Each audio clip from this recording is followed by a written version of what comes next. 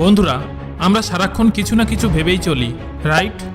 কিন্তু কখনো কি ভেবে দেখেছেন আমাদের এই পৃথিবীর অভ্যন্তরে অর্থাৎ মাটির গভীরে কি আছে? কখনো সেই গভীরতা পর্যন্ত গর্ত খুঁড়লে কি বেরোতে পারে তা কি ভেবেছেন? আসলে প্রশ্ন একটাই যে পৃথিবীর একদম কেন্দ্র পর্যন্ত গর্ত খোঁড়া কি সম্ভব? এর উত্তর হলো না, সম্ভব নয়। আসলে এই গর্ত খোঁড়ার কাজ যতটা সহজ মনে হচ্ছে ঠিক ততটাই কঠিন। তাই এখনো পর্যন্ত পৃথিবীতে এমন কোনো গর্ত খোঁড়া যায়নি যেখান থেকে জানা যাবে নিচে কি আছে। আর এরকম কোনো গর্ত বাস্তবে খোঁড়া সম্ভবও নয়। এর জন্য অনেকেই চেষ্টা করেছেন কিন্তু কেউ সফল হননি। তবে এর ফলে বহু তথ্য পাওয়া গেছে যা শুনলে আপনি অবাক হতে বাধ্য হবেন। তাই আজ আমাদের ভিডিওটি পৃথিবীর সবথেকে গভীরতম গর্ত সম্পর্কে। চলুন জেনে নেওয়া যাক মাটির নিচের কিছু অবাক করা তথ্য সম্পর্কে। আমরা যখন গভীরতম গর্তের কথা আলোচনা করছি তখন জানিয়ে রাখি কিছু গর্ত সৃষ্টি হয়েছে প্রকৃতির খেয়ালে এবং কিছু মানুষের হাতে। এর মধ্যে সবথেকে গভীরতম গর্তটি কোলা পেনিনসুলাতে অবস্থিত, যেটি মানুষের হাতে সৃষ্ট। এটি সমুদ্রের অভ্যন্তরে সবথেকে গভীরতম পয়েন্টের থেকেও বেশি গভীর। আমরা সকলেই জানি যে সমুদ্র অনেক গভীর হয়ে থাকে এবং সমুদ্রের নিচে মানুষের খুঁজে পাওয়া গভীরতম স্থানটি হল প্রশান্ত মহাসাগরের মারিয়ানা খাত। এটি সমুদ্রপৃষ্ঠ থেকে 10,994 মিটার নিচে অবস্থিত। কিন্তু পৃথিবীর সবথেকে গভীরতম গর্তটি সমুদ্রপৃষ্ঠ থেকে 12,262 মিটার নিচে অবস্থিত। এর নাম কোলা সুপারডিপ বোরহোল। 1970 সালে সোভিয়েত বিজ্ঞানীরা ড্রিলিং ও মাইনিং নিয়ে নানা পরীক্ষা নিরীক্ষা করছিলেন, যা পরবর্তীকালে মানব ইতিহাসে শ্রেষ্ঠত্বের স্থান অর্জন করে। কোলা পেনিনসুলাতে একটি বৈজ্ঞানিক ড্রিলিং প্রজেক্ট শুরু করা হয়। এই প্রজেক্টের উদ্দেশ্য ছিল ভূ অভ্যন্তরে যতটা সম্ভব গভীরে পৌঁছানো। 1970 সালের 24শে মে ড্রিলিং শুরু হয় এবং 1989 সালে অর্থাৎ প্রায় 20 বছর ধরে কাজ চলার পর গর্তটি সমুদ্রপৃষ্ঠ থেকে 12,262 মিটার নিচে পৌঁছায়। 2019 সালের আগস্ট মাসের তথ্য অনুযায়ী এটি পৃথিবীর সবথেকে গভীরতম মনুষ্যসৃষ্ট বা কৃত্রিম গর্ত। স্বাভাবিকভাবেই এটি গিনিস বুক অফ ওয়ার্ল্ড রেকর্ডে জায়গা করে নিয়েছে। এই বোরহোলটির ব্যাস 23 সেন্টিমিটার। এই প্রজেক্টের কর্মকর্তাদের লক্ষ্য ছিল 15,000 মিটার গভীরতা পর্যন্ত যাওয়া। কিন্তু 12,262 মিটার গভীরতায় পৌঁছানোর পর অত্যন্ত উচ্চ তাপমাত্রার সম্মুখীন হতে হয়। 100 ডিগ্রি সেলসিয়াসের বদলে অনুভূত হয় 180 ডিগ্রি সেলসিয়াস। তাই এরপর কাজ বন্ধ করে দেওয়া হয়।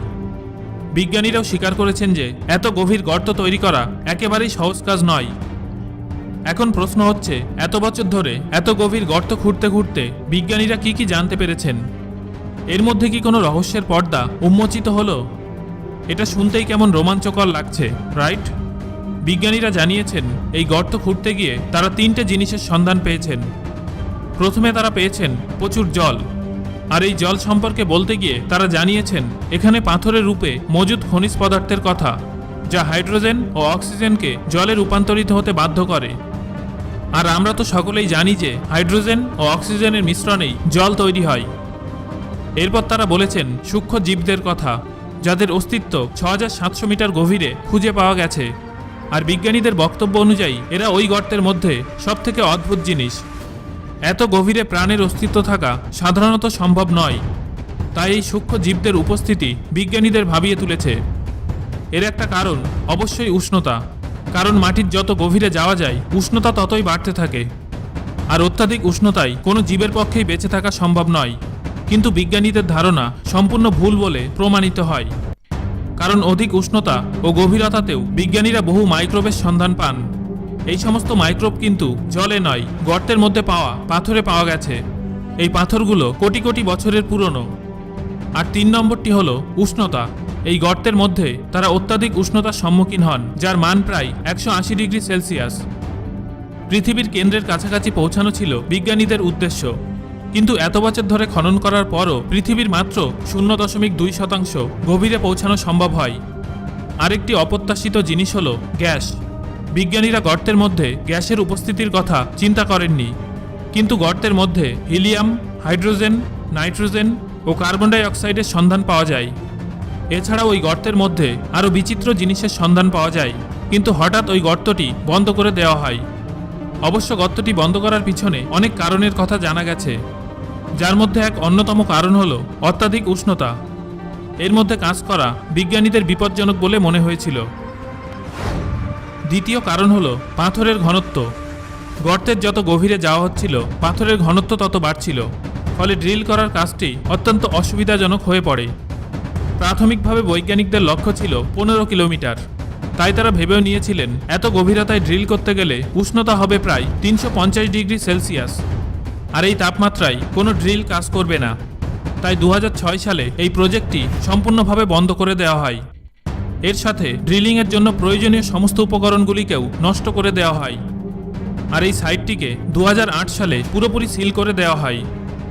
আপনাদের জানিয়ে রাখি, পৃথিবীর সবথেকে গভীরতম অঞ্চলে পৌঁছানোর চেষ্টা এখনও পর্যন্ত বহু দেশই করেছে, যার মধ্যে আমেরিকা, জার্মানি ও রাশিয়ার নাম রয়েছে।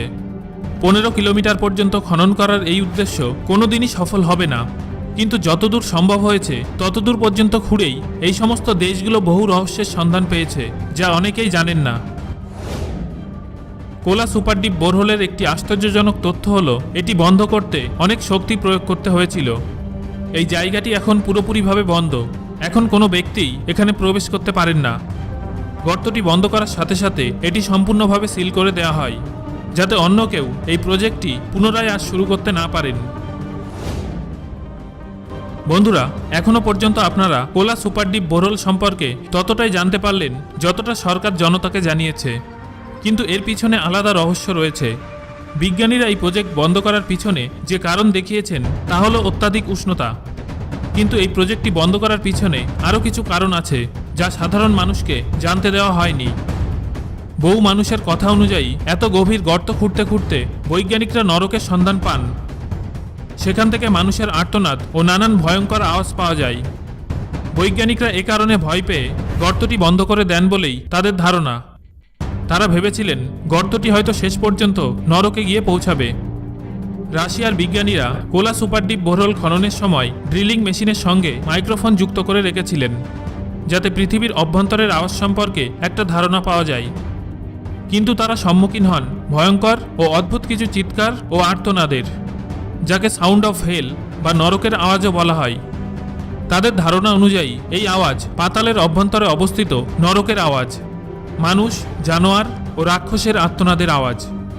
এই অদ্ভুত আওয়াজ থেকে মনে হয় কেউ যেন মানুষের উপর অত্যাচার করছে, কিন্তু বেশিরভাগ বৈজ্ঞানিকই এই অতিপ্রাকৃতিক তথ্যকে ফুৎকারে উড়িয়ে দিয়েছেন।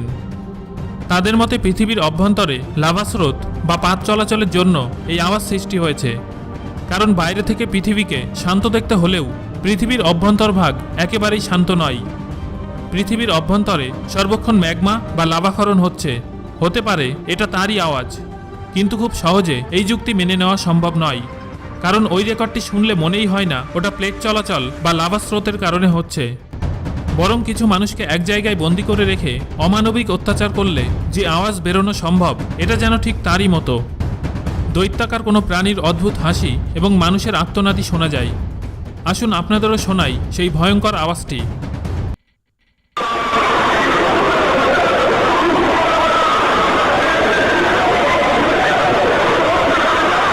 বন্ধুরা, ভিডিওর শেষ পর্যায়ে আমরা পৌঁছে গেছি, কিন্তু আজও এই গর্তটি বন্ধ হওয়ার পিছনের সঠিক কারণটি কেউ জানেন না। তবে বেশিরভাগ মানুষই নরক সম্পর্কিত তথ্যটিকেই বিশ্বাস করেন।